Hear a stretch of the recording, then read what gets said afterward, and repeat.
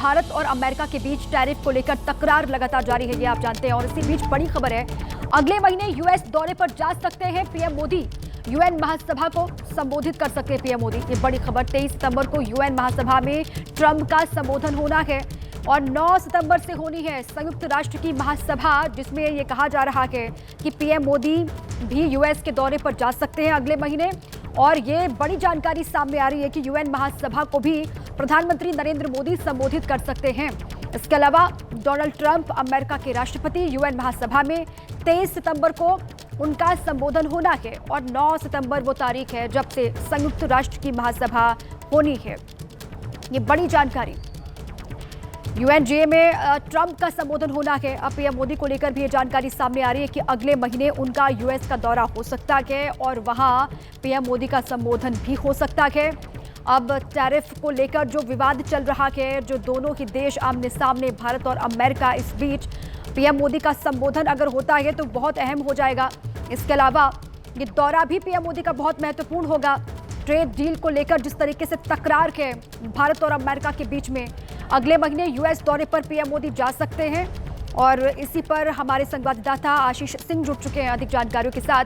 आशीष, trade deal को लेकर तकरार भारत और अमेरिका के बीच में, दोनों ही आमने सामने खड़े हैं और ऐसे में अगले महीने यूएस के दौरे पर पीएम मोदी जा सकते हैं कहा जा रहा है और वहां पर उनका यूएनजीए में संबोधन भी हो सकता है।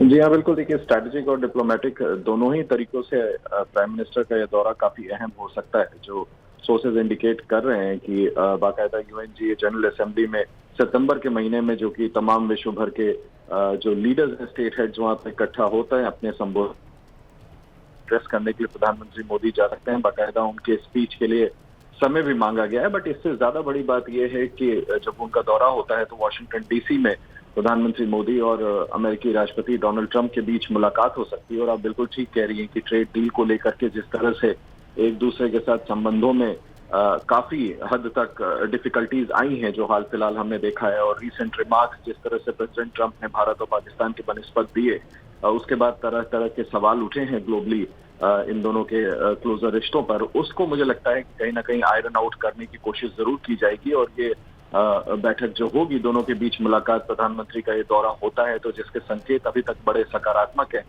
तो काफी अहम रहने वाला है। इस तरह के संकेत भी हैं कि ट्रेड डील जो अमेरिका के साथ अभी तक फॉर्मलाइज नहीं हो पाई है, संभव है कि तब तक कोई निर्णायक फैसला उस पर हो सके। और जस्ट डबल करने की नियत भारत रखता है अमेरिका के साथ ट्रेड डील को। और अगर ये डील भारत और अमेरिका के बीच में ये प्रारूप पा जाती है और ये रियलिटी में तब्दील हो जाती है, तो संभव है कि एक बार फिर से दोनों देशों की के जो रिश्ते हैं वो वापस से पटरी पर आते दिख सकते हैं। सो हर लिहाज से हम कह सकते हैं कि बहुत महत्वपूर्ण रहने वाला है।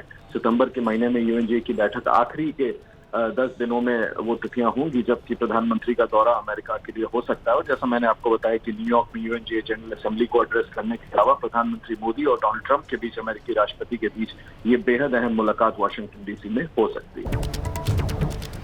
अब आगे बढ़ते हैं। यूपी के बलरामपुर में दरिंदों ने एक ऐसी लड़की से दुष्कर्म किया जो ना तो बोल सकती है और ना ही सुन सकती है। पुलिस ने दोनों आरोपियों को मुठभेड़ के बाद गिरफ्तार कर लिया। ये मामला बेहद गंभीर था क्योंकि जिस जगह वारदात को अंजाम दिया गया वो डीएम, एसपी समेत आला अधिकारियों के आवास से महज चंद मीटर की दूरी पर है।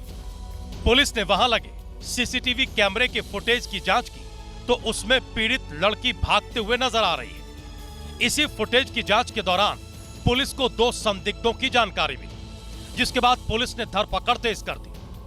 पास के ही इलाके में छिपे बैठे आरोपियों को जब पुलिस पकड़ने गई तो उन्होंने फायरिंग कर दी। जवाबी कार्रवाई में दोनों आरोपी घायल हो गए, जिन्हें पुलिस ने गिरफ्तार कर इलाज के लिए अस्पताल में भर्ती करा दिया है। पूछताछ में दोनों ने अपना जुर्म कबूल कर लिया है। अभी तक जो प्रारंभिक पूछताछ हो पाई है उसमें इन दोनों ने घटना को करना स्वीकारा है और साथ ही साथ जो घटना स्थल है उससे भी पहचान कराने की बात कही है। आरोपियों के साथ मुठभेड़ में दारोगा अमित चौहान भी घायल हो गए, उनके हाथ में चोट आई है। बिहार के ही बेगूसराय में बाढ़ ने त्राहिमाम मचा रखा है। जगह जगह पानी भरा हुआ है, लेकिन इसी बाढ़ के बीच एक शादी संपन्न हुई जो चर्चा का विषय बनी हुई है, जिसमें दूल्हा नाव पर अपनी बारात लेकर पहुंचा। तस्वीरों में देख सकते हैं दूल्हा नाव पर बारात लेकर जा रहा है और दुल्हन की विदाई भी नाव पर ही हुई। दरअसल बोरना गांव के रहने वाले मोहम्मद जफर की शादी खगड़िया गांव की जूली से तय हुई थी, लेकिन शादी की तारीख आई तो दुल्हन का पूरा गांव बाढ़ के पानी से जलमग्न था। ऐसे में दो रास्ते थे, या तो शादी को पोस्टपोन कर दिया जाए या फिर दुल्हन के घर बारात लेकर पहुंचा जाए। लेकिन दूल्हे ने दूसरा रास्ता चुना और बाढ़ के पानी के बीच सेहरा पहनकर नाव पर बारात लेकर निकल पड़ा। लेकिन परेशानी यहीं पर खत्म नहीं हुई, क्योंकि जब शादी करके दूल्हा दुल्हन लौट रहे थे तो रात हो गई। ऐसे में फिर से नाव को बुलाना पड़ा और रात के अंधेरे में पूरी बारात को सुरक्षित जगह पर पहुंचाया गया। इस अनोखी शादी के गवाह गांव के प्रधान भी बने, जिन्होंने इस शादी को कराने में हर संभव मदद की। हिमाचल प्रदेश में भी जोरदार बारिश हो रही है। हिमाचल के कांगड़ा में उस वक्त हड़कंप मच गया जब दो बाइक सवार बाढ़ के पानी में बह गए। हालांकि गनीमत यह रही कि वहां बड़ी संख्या में लोग मौजूद थे, जिन्होंने वक्त रहते उनका रेस्क्यू कर लिया। दरअसल लगातार हो रही बारिश की वजह से कांगड़ा के इंदौरा में नदी नाले उफान पर हैं। इसी बीच दो बाइक सवार उफनते नाले को पार करने की कोशिश कर रहे थे, लेकिन पानी का बहाव इतना तेज था कि बाइक का बैलेंस बिगड़ गया और दोनों बाइक समेत बहने लगे। लेकिन कोई अनहोनी होती उससे पहले ही वहां मौजूद लोग उन्हें बचाने आ गए। लोगों ने श्रृंखला बनाकर न केवल दोनों बाइक सवार बल्कि उनकी बाइक को भी बचा लिया। लेकिन पानी को कम आंकने की कोशिश न की होती तो उनकी ये जान मुसीबत में न फंसती, क्योंकि इस वक्त तो कांगड़ा में जगह जगह बाढ़ जैसे हालात हैं। बचाव दल लोगों को बचाने में जुटे हैं। ऐसा ही एक रेस्क्यू इंदौरा के एक गांव में किया गया, जहां लोगों को पानी के बीच से निकाला गया। लगभग 14 मेंबर थे जिनको रेस्क्यू किया गया। आप देख सकते हैं कई गांव में पानी भर गया है। किसानों की फसलें तबाह हो गई हैं, जिनकी शिकायत है कि जब गेहूं की फसल लगाई थी तो उसे आग खा गई और जब दूसरी फसल लगाई तो पानी बहा ले गया। बिहार की मोतिहारी में दिल दहला देने वाली एक घटना सामने आई है। यहां फिरौती ना मिलने पर एक युवक की गला रेतकर हत्या कर दी गई और शव को दूसरे शहर के खेत में फेंक दिया गया। मामला मोतिहारी के चकिया का है, जहां महज 2 लाख के पीछे दोस्तों ने युवक की चाकू से रेतकर हत्या कर दी। इस वारदात का खुलासा तब हुआ जब मुजफ्फरपुर पुलिस ने खेत से युवक की लाश बरामद की। पहचान होने पर जांच की गई तो पता चला विवाद साइबर ठगी से शुरू हुआ और फिरौती तक पहुंच गया। आरोपियों ने मृतक के पिता से 2 लाख की डिमांड की और पैसे न मिलने पर व्यवसायी के बेटे की हत्या कर दी गई। मामले में पुलिस ने 6 लोगों को गिरफ्तार किया है। पूछताछ में पता चला कि आरोपी साइबर ठगी की रकम मृतक के खाते में मंगवाते थे, जिसका विरोध मृतक नीरज कई बार कर चुका था। आरोपियों को डर था कि नीरज पुलिस को उनके अपराध के बारे में बता देगा। यही सोचकर उसे अगवा कर लिया गया और फिर मौत के घाट उतार दिया। नीरज की हत्या से पूरा परिवार शोक में डूबा है। परिजनों का रो रो कर बुरा हाल है। बॉलीवुड के मशहूर अभिनेता अक्षय कुमार कल जम्मू पहुंचे थे, जहां उन्होंने कार्यक्रम में हिस्सा लिया, लेकिन उनका ये दौरा किसी दूसरी वजह से चर्चा में आ गया। जम्मू में कार्यक्रम के बाद अक्षय कुमार को एसयूवी से जम्मू हवाई अड्डे ले जाया गया, जहां से उन्हें मुंबई जाना था। अक्षय को एयरपोर्ट से छोड़ने के बाद जब ये कार वापस लौट रही थी, तब ट्रैफिक पुलिस ने यातायात नियमों का उल्लंघन करने के आरोप में इस कार को डोगरा चौक पर रोक लिया और इसे जब्त कर लिया। ट्रैफिक पुलिस के मुताबिक कार में काले शीशे लगे थे, जो मोटर व्हीकल एक्ट के नियमों के खिलाफ है। देश में वाहन में काले शीशों का इस्तेमाल पूरी तरह से प्रतिबंधित नहीं है, लेकिन मानक निर्धारित किए गए हैं, जिसके तहत किसी भी कार के फ्रंट और बैक ग्लास में न्यूनतम 70% की विजिबिलिटी होनी चाहिए।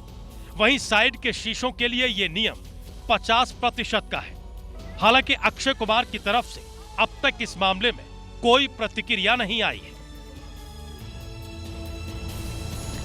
यूपी के मुरादाबाद में कांग्रेस के कार्यकर्ता आपस में ही भिड़ गए। नेताजी आए तो कार्यकर्ताओं को मोटिवेट करने के लिए थे, लेकिन पार्टी की गुटबाजी ने सब कुछ गुड़ गोबर कर दिया। वजह समझ से बाहर है, लेकिन जमकर हंगामा चल रहा है। मौका है कार्यकर्ताओं और पदाधिकारियों की बैठक। जगह है मुरादाबाद के पीडब्ल्यूडी गेस्ट हाउस का वीआईपी हॉल। कांग्रेस पार्टी के 2 पूर्व सांसद इसी कमरे में मौजूद हैं। पार्टी को नई ऊर्जा देने आए थे, लेकिन पुरानी बातों को लेकर ही उलझे हुए हैं। एक दूसरे पर आरोप प्रत्यारोप लगा रहे हैं, नारेबाजी होने लगी। कुछ समझदार लोग मौके की नजाकत को समझते हुए एक दूसरे को शांत कराते नजर आए। कुछ और लोग मीडिया का हवाला देते हुए लोगों से शांति बरतने और मीटिंग आगे बढ़ाने की वकालत करने लगे। कांग्रेस की इस बैठक का नतीजा क्या निकला ये तो पता नहीं, लेकिन इस पूरे हंगामे का किसी ने वीडियो बना लिया और वायरल कर दिया।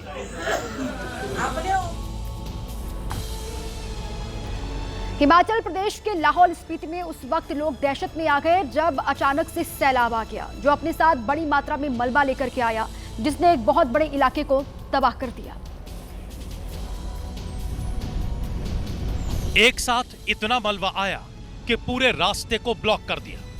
जहां से भी गुजरा तबाही मचा दी। ये खौफनाक मंजर लाहौल स्पीति के पोह का है, जहां मंगलवार को फ्लैश फ्लड की शक्ल में आई ये तबाही तो लोगों की धड़कन बढ़ गई। न केवल रास्ते ब्लॉक हो गए, बल्कि खेत खलियान सब तबाह हो गए। कोई पूछे कि बाढ़ से भी खतरनाक क्या है, तो जवाब है फ्लैश फ्लड, जो अपने साथ मलबा लेकर आता है और जहां से गुजरता है तबाही मचाता जाता है। क्योंकि एक बार बाढ़ के पानी से बचा जा सकता है, बाढ़ के साथ आए मलबे से बच पाना बेहद मुश्किल होता है। इसके दिए जख्म को भरने में कई दिन लग जाते हैं, लेकिन इसके दिए निशान मिटते नहीं। मध्य प्रदेश में राजगढ़ जिले के सुठालिया में पीएम श्री स्कूल में कुछ छात्रों ने क्लास के दौरान एलईडी स्क्रीन पर अश्लील फिल्म चला दी और क्लास में और भी कई छात्र थे, जिनमें से किसी एक छात्र ने इसका वीडियो बना लिया। सोशल मीडिया पर स्कूल का वीडियो वायरल होने से लोगों ने इस कदर विरोध जताया, तब स्कूल के प्रिंसिपल ने इस मामले पर सफाई दी। जगमोहन सूर्यवंशी नाम के एक व्यक्ति ने मुझे कॉल किया कि आपके स्कूल में ये क्या वीडियो वगैरह चल रहा है, तो मैंने इस पर ध्यान नहीं दिया कि फर्जी है। उसने पैसे की मांग की मुझसे 50,000 रुपये की, और सुबह में पुलिस में जाता, उससे पहले उसने इधर उधर डाल दिए। और ये जो वीडियो है ये 6-8 महीने पुराना है। हेमंत यादव का दावा है कि जब वो इस स्कूल के प्रिंसिपल नहीं थे तब ये वीडियो रिकॉर्ड किया गया और अब उन्हें ब्लैकमेल किया जा रहा है। दूसरी तरफ इस मामले में स्कूल प्रबंधक पर भी लापरवाही के आरोप लग रहे हैं। टीचर कहाँ थे? प्रबंधन को ध्यान रखना चाहिए। प्रबंधन को ये ध्यान रखना चाहिए कि वहाँ बच्चे क्या कर रहे हैं, ये बहुत गंभीर विषय है। राजगढ़ के जिला शिक्षा अधिकारी ने स्कूल में अश्लील वीडियो देखे जाने के मामले में जांच के आदेश दे दिए। मैंने तत्काल इस पे एक दल का गठन किया है। मैं इसकी जांच कराऊंगा। जांच कराने के उपरांत जो भी दोषी पाया जाएगा उनके खिलाफ वैधानिक कार्रवाई की जाएगी। साफ है, मामले के लिए दोषी छात्रों पर एक्शन होना तय है। बिहार गजब है। वहां से अक्सर खबरें आती हैं कि चूहे सरकारी दफ्तरों में फाइल खा जाते हैं, थाने में रखी जब्त शराब पी जाते हैं, लेकिन इस बार जो खबर बिहार से सामने आई है वो तो वाकई में चौंकाने वाली है। ये हाल है मोकामा बख्तियारपुर 4 लेन हाईवे का। इस हाईवे का इसी साल मार्च में उद्घाटन हुआ था। करीब 45 किलोमीटर लंबे हाईवे के साइड स्लोप में 6 महीने बाद ही कई जगहों पर गड्ढे हो चुके हैं। हाईवे बनाने वाली कंपनी BSCPL इंफ्रा के प्रोजेक्ट मैनेजर का ध्यान इस पर दिलाया गया तो साहब ने जो जवाब दिया उससे ये आसानी से अंदाजा लगाया जा सकता है कि बिहार वाकई में गजब है। कहीं कहीं पूरे एरिया में छुआ हुआ बिल कर देता, कहीं से पानी का बहाव ज्यादा हो गया तो एक आध जगह टूटा, उसको हम रिपेयर कर देंगे। सुना आपने, हाईवे को चूहे कतर ले गए। ये बयान है हाईवे बनाने वाली कंपनी के आला अधिकारी का। वैसे ये कंपनी पहले से ही सुर्खियों में है, क्योंकि इस हाईवे को बनाने का काम 2017 में शुरू हुआ और 2020 में निर्माण पूरा करने का लक्ष्य था। लेकिन कंपनी ने हाईवे को बनाने में 8 साल लगा दिए और लागत भी 1.5 गुना बढ़ गई और 6 महीने में साइड स्लोप में गड्ढे पड़ने की वजह चूहे बताए जा रहे हैं।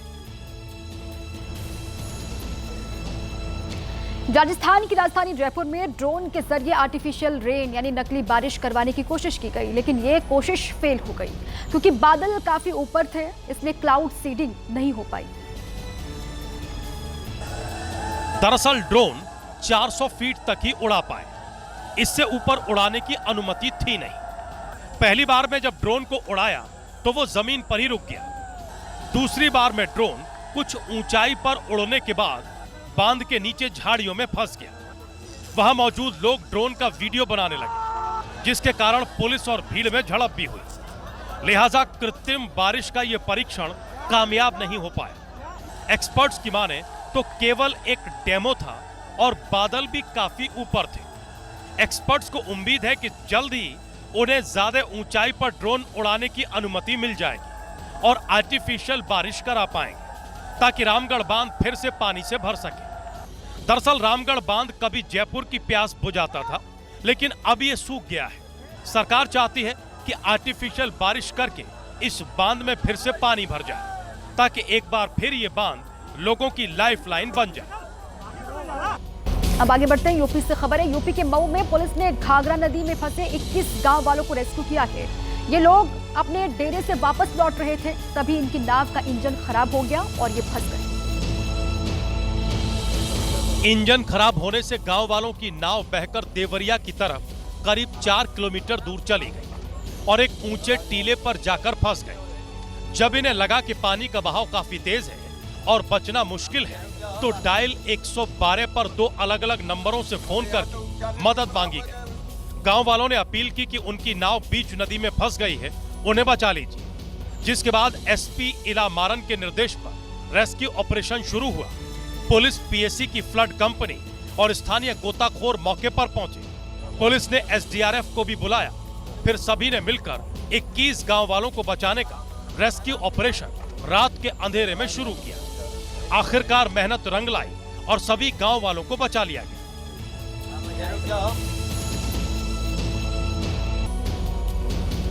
बिहार के सुपौल की रहने वाली एक लड़की अपने ही पिता को फांसी की सजा देने की मांग कर रही है।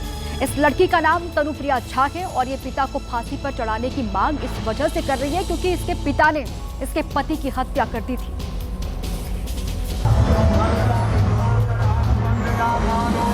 सुपौल की रहने वाली तनुप्रिया झा ने राहुल मंडल से इंटरकास्ट लव मैरिज की थी।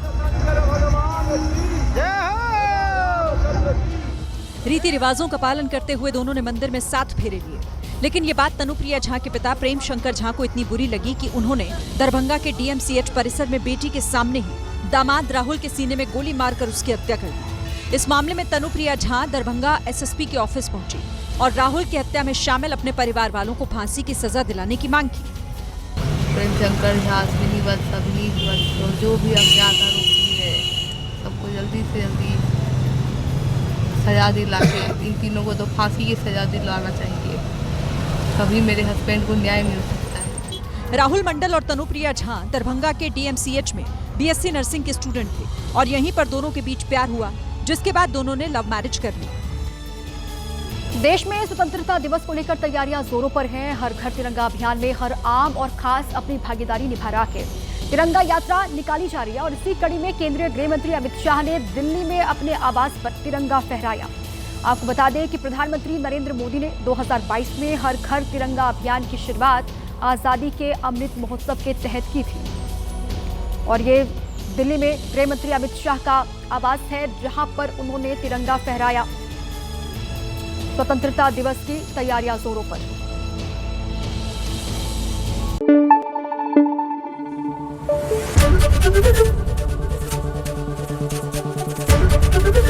एबीपी न्यूज आपको रखे आगे।